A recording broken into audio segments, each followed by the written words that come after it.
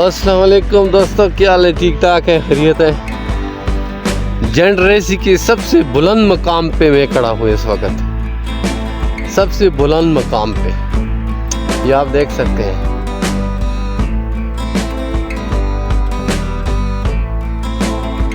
سب سے بلند مقام پہ جینٹ ریسی کے۔ ابھی میں واپس جا رہا ہوں پنڈی، تو میں نے کہا چلو میں آپ لوگوں کو دکھا دوں لوکیشن صرف اوپر کے مقام سے۔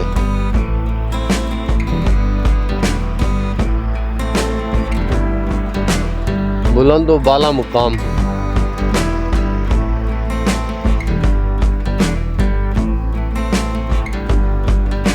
یہ روڈ سیدھے جا رہا ہے پنڈی،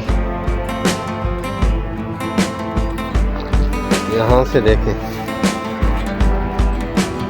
یہ دیکھیں، سب سے بلند مقام ہے یہ، اوپر چھوٹی اور بہت خوبصورت لوکیشن ہے، زبردست۔